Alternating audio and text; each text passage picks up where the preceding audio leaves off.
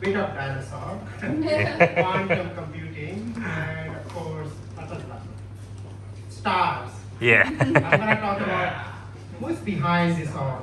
And of course, it's a brain, right? We are curious. We are curious about all this stuff. And what I do, I work at UTS, I'm a lecturer there. What I do, I simply try to harvest our brain to create interfaces. You also know very well brain-computer interface. That's a quite popular term nowadays. You might heard Neuralink, Elon Musk company. They are building all sort of PCI as well.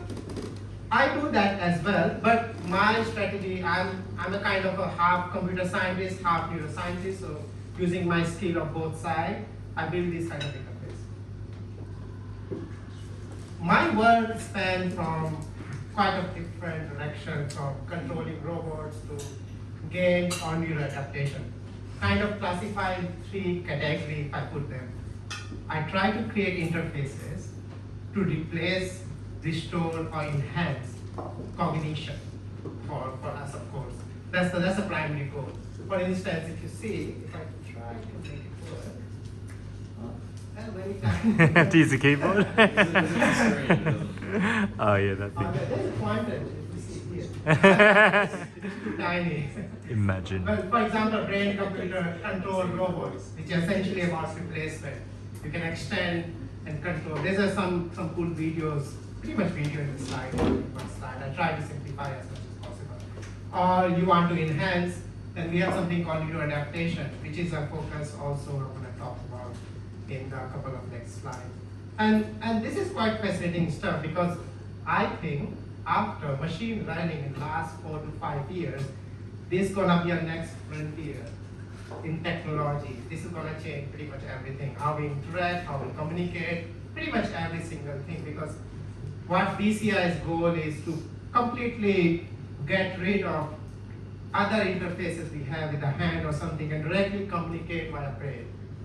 And to make you understand, this is my brain saying, to tell you though your brain.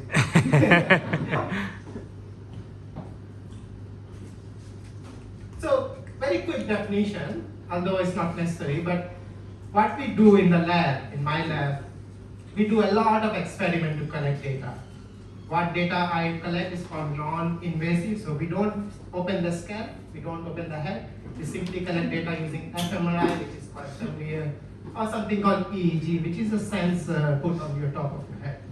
We collect this data when participant or subject performing a specific task. And after understanding those tasks, we try to understand what feature might be interested in to use. For instance, if it's about attention, if it's about mental workload, stress, depression, or whatever you can name it, we perform this task and we try to understand those features from the brain by collecting the data. Once we know that, we feed those features, so there's a lot of machine learning comes in as well in neural interfaces, and simply try to classify them. Let's say there's only two classification, label 1 and label 2. We just classify them if someone has stress or not stress. This is just for instance, for example. And of course, once we have such an information, we take that, translate into a matrix or information that can use to literally control whatever kind of thing you want. Robot, computer, wheelchair, or so on and so on. So that's the kind of a goal of lab I run in UTS. And this is kind of work which I also call translation, right? Neuroscience to an application. So very much translation in the sense. But what I want to talk today particularly is my favorite topic in this interface is what I call neuroadaptive interface. Pretty much essentially what you can see in these pictures, taken from one book, which is also called Neuroadaptive, written by someone called Stephen et al. The idea behind neuroadaptive interfaces is that, so I already mentioned interfaces, controlling things. My neuroadaptive interface is all about adaptation based on your brain signature, brain signal. So for instance, you may be familiar with this series. If you don't, I recommend it you watch. This series is a special one on Netflix. what is this all about is kind of connected with neuroadaptation, what I'm going to talk to you. So let me show you one video. There's no audio.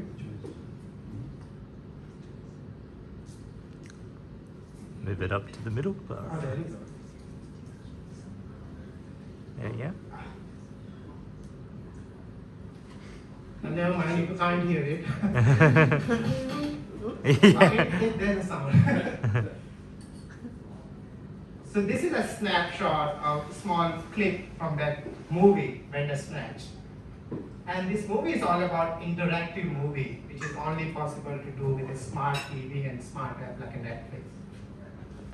And the goal behind this specific kind of movie is one of the experimental movie from Netflix. They have multiple other ones, but this is one of the popular ones. You can see what's happening here. When the movie is playing, it asks you different options to select what option you want to go ahead based on the conversation happening in the movie.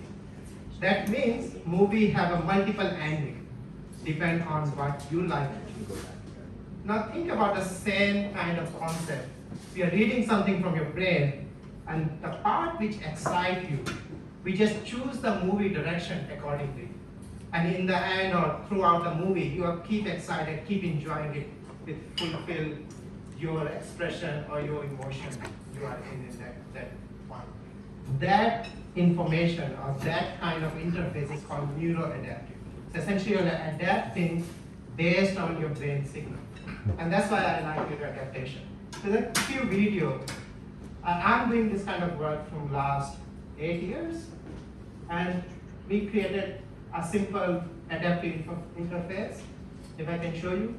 What we are doing here, having some brain signal coming wirelessly, sending to a computer, and that signal translate back to this robotic arm, which essentially feeding this individual. We call it eating assistance system, which is a proof of concept that how BCI can work. This is the work from 2015, published in 2018. You still can read and access it online, I believe. And this robotic arm, so we are not using camera or eye tracking or anything. It's simply a brain signal to communicate. And more importantly, it's not wearing fMRI or implant either. It's all invasive, non-invasive signal. That's very quick trick, but it can work. It'll stay there for a bit Trust me. longer. So this is an interesting work, right? You can see how simplified version of this quite of exhaust research we do. What we're using here is called some kind of flickering, we know known as SSVEP. No need to know what the exact detail, but essentially a flickering, and because of that flickering, we know what's happening and what person is choosing option from the brain signal. And the brain signal we are reading is from the back of the brain, which is occipital lobe, essentially where all the vision thing happen. Everything you see all light up in this part of the brain or the back part of the brain. Other interesting example is, let's see if it plays, there's a YouTube video. Oops, it doesn't. This one, so this.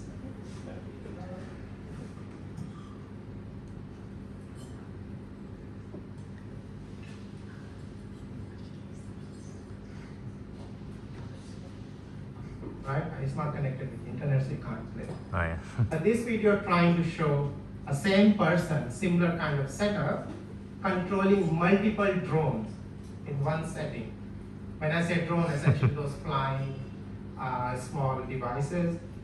So one person using his brain signal and controlling 3 drones at the same time. So drone are kind of adapted from the brain signal, but the goal here is essentially a one human being, his brain uses a computer to control multiple drones at the same time, which could be very interesting application for certain use cases like a defense, which might be not the case topic here. But this might be very interesting. This is something we designed for air traffic controller. What this concept is trying to show, a controller or APC usually deal with very high workload situation. They have to keep track the airplane, they keep track of what's happening with the airplane, And based on that, there's even tiny mistake could be very fatal, of course, or could be very disastrous. And usually they lose the job after that it even happened. In this application, what we did, we try to adapt based on how much workload they can handle and use some sort of machine learning on the background to update the dashboard. So what you're seeing here is a dot representation of planes. What you see on the right side is what I call cognitive meter, which measuring all the things in real time. It's also important to highlight. And if I say this task, if I go back and ask you to play a task with me, if it starts again, oh, no.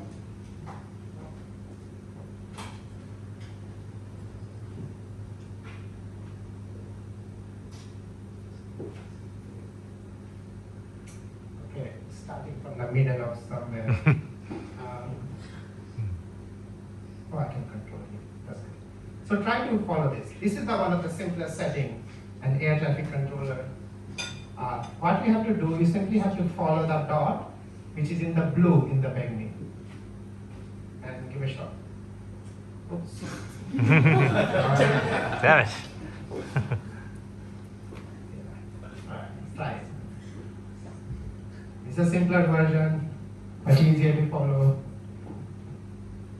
Where's the tiny window?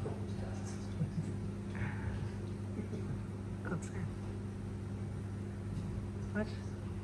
Now you have to find which one is the correct one. That's the correct one. Oh, right. Perfect. Now this is a big increased workload. You have to follow 3 dots. This is still not an ATC level Nah. yet. That's too hard. You might lose the dot already. Is that? Yeah, it's gone. That's too hard. Oh, yeah. And your cognitive meter saying you already. Oh, yeah, are- make a triangle.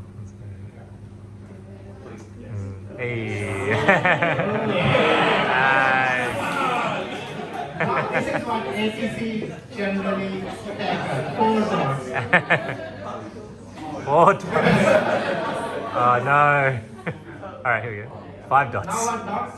We recognize there's a too much workload, so dots already get highlighted based on machine learning. So this is another great example of a neuroadaptive interface which I do in the lab. Now this is an interesting one. We call it human agent teaming or human robot teaming, or because I'm connected with something called transhumanism, which is the next talk after me. Singularity, essentially where human and machine might merge together. I mean, very high level concept. This work is kind of around that. This robot got their brain as well. So this robot know how to move and what to move. Now this person is controlling this robot. So essentially it's overriding what robot can do. So essentially they are sharing some sort of a collaboration here. And this collaboration is good if you are already trained in such kind of robot. But let's say you are not trained in this robot and it may require a few hours or several days of training. Now what I can do with neuroadaptive based BCI, essentially use his brain signal, tell the robot that this person interested in this kind of movement or this kind of pressure or this kind of force. And this robot over time, so assume instead of 3 hours, this robot will adapt this person in 3 minutes or even 30 minutes or something like that. Oh, this is supposed to be immediate. And these videos. What you're seeing is actually experimental setting, so you might not see too much what's happening, but this person is playing a game using this robot. This robot generally used for something called blasting. So you just have huge pressure water coming from this nozzle to blast the surface in front of it. That means it's quite dangerous as well in terms of where it's used in general setting. And we're just trying to adapt for user brain to the robot so they can align and become faster to use for any person. But this is not limited to this robot, of course. What I'm trying to propose here is an interface of neuroadaptive kind where a robot essentially teaming up with a human effortlessly. Now, this is the kind of work I do in the lab, and of course a lot of experiment goes behind the scene where we reach this goal. And you can see very clearly there's a lot of development involved, there's a lot of experiment involved, and more importantly, quite a lot of applied machine learning is also involved here. Now this is two ongoing work. We're using a bit beyond neuroadaptation. One is image reconstruction, which you may have seen in news somewhere using fMRI kind of data or implant data. But we are able to reproduce so far using EEG data alone. So you think about the image and we are able to reconstruct that, which is very cool, still ongoing work.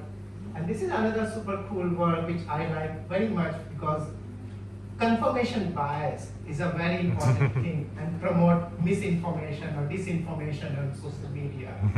What we're trying to do with brain signal, we try to rephrase the same sentence or same text provided on your Twitter or social media in a way that become more passive. And when misinformation becomes very passive, you kind of try to avoid sharing or try to avoid misinformation is spread around the world. That's the one goal, but also it could be more persuasive. It could be persuasive for interpersonal communication, like a psychologist and a patient, or it could be for a student and a teacher setting, or so on and so on, including so many other potential applications.